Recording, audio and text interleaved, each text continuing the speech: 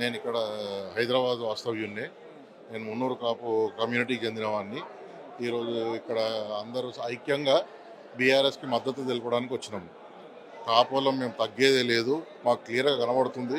మమ్మల్ని నిర్లక్ష్యం చేస్తున్నారు. కాపోలు మా పక్కన కూడా కూర్చోవద్దు అన్న వైఖరి ప్రస్తుత ప్రభుత్వం, ఈ రెడ్ల ప్రభుత్వం క్లియర్గా చూపిస్తుంది. మేము చాలా చైతన్యవంతులం.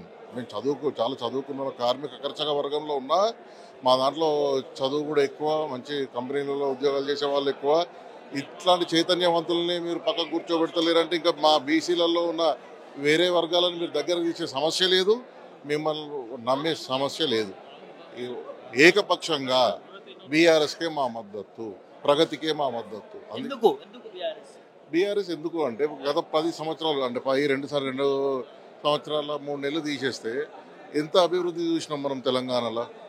అదే 10 సార్లు చెప్పాల్సి వస్తుంది. మనకు యాదాద్రి వచ్చింది ఈరోజు. మన సొంత పండుగ అయిన బతుకమ్మ పండుగ కానీ, బోనాల పండుగ కానీ ఇంత ఘనంగా జరిపిన ప్రభుత్వాలు ఇంతకుముందు లేవు. ఆంధ్రపాలిత ప్రభుత్వాలు ఎప్పుడు అసలు మన కల్చర్ని రెస్పెక్టే ఇవ్వలేదు. తెలంగాణ ప్రభుత్వం వచ్చినాకనే కదా మన కల్చర్కి ఒక రెస్పెక్ట్ వచ్చింది. అది మనకు ఎంత గర్వకారణం.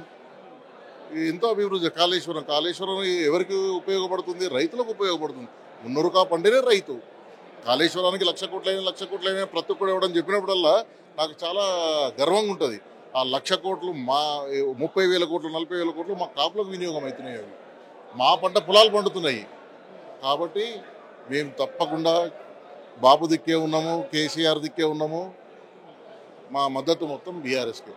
కాంగ్రెస్ అధికారంలో ఉంది కదా, వాళ్ళు కూడా హామీలు అమలు చేస్తున్నారు. కాంగ్రెస్ ఎలాంటి హామీలు అమలు చేస్తలేదు. వాళ్ళు సింగిల్ పాయింట్ ఎజెండాతో అధికారంలోకి వచ్చిండ్రు. వాళ్ళు మొత్తం పాకెట్లన్నీ ఎండిపోయి ఉన్నాయి.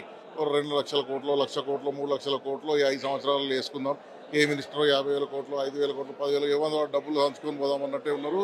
అది వాళ్ళు కూడా క్లియర్గా ఒప్పుకుంటున్నారు, తెలిసిపోతున్నది వాళ్ళ మాటలలో. ఇప్పుడు ఏమైందంటే మేము హైదరాబాద్ ప్రజలను చైతన్యవంతులం. మేము ఎక్కడ ఒకటేళ్ళలో అక్కడ వేసినాం. చుట్టుపక్కల పరిసరాలలో ఏమైందంటే 2014కు ముందు మాకు అసలు గవర్నమెంట్ నుంచి లబ్ధి పొందుతారన్న సంగతే తెలియదు. 2014లో కేసీఆర్ వచ్చిన తర్వాత డబ్బులు ఇవ్వడం స్టార్ట్ అయింది, పథకాలు రావడం స్టార్ట్ అయింది. అంటే వస్తాయి అన్న నమ్మకం ఒకటి కుదిరినాక రేవంత్ రెడ్డి గారు వచ్చేసి ఇది ఇస్తాం అది ఇస్తాం అని చెప్పగానే గుడ్డిగా నమ్మి మోసపోయారు. అంతే మోసపోయిన ఇప్పుడు ఏం చేయలేము. ఇప్పుడు మేము ఏం చేయలేని పరిస్థితులు ఉన్నాం. ఇట్లా చిదరుమదురు అవకాశాలు వస్తాయి. వచ్చినప్పుడల్లా మేము ఎట్లా ప్రచారం చేయబోతున్నాం మున్నూరు కాపు? ప్రచారం ఎందుకన్నా, మేము మున్నూరు కాపులో ఎక్కడైనా తిన్నికి పోయినా, తానికి పోయినా, ఇంటికి పోయినా, పేరెంటానికి పోయినా మేము ఒక్కలం మాతో 4 తీసుకొని పోతాం. మా ఓటేయం మేము మా ఓటేస్తే మమ్మల్ని చూసి బీసీ వర్గాలలో ఇంకా 4 కూడా మాతో కలిసి వస్తారు.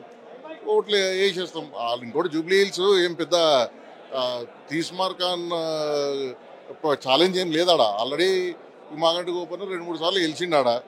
ఈసారి ఆయన దురదృష్టవశాత్తుగా వారు మరణించడం జరిగింది. వాళ్ళ సతీమణికి వచ్చింది.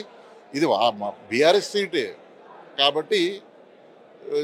కాకపోతే ప్రజలు ఒక నమ్మకాన్ని కలిగిస్తారు.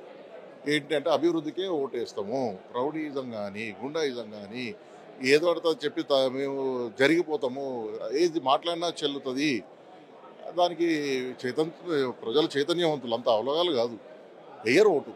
ఒకసారి మోసపోతారు, మరీ మోసపోతారా? అది వాస్తవం. ఓన్లీ కౌంటింగే. గెలిచేది బీఆర్ఎస్ఏ. ఎంత మెజార్టీతో గెలుస్తారు అన్న దాని మీద డిస్కషన్ అవుతుంది ఎడపోయినా.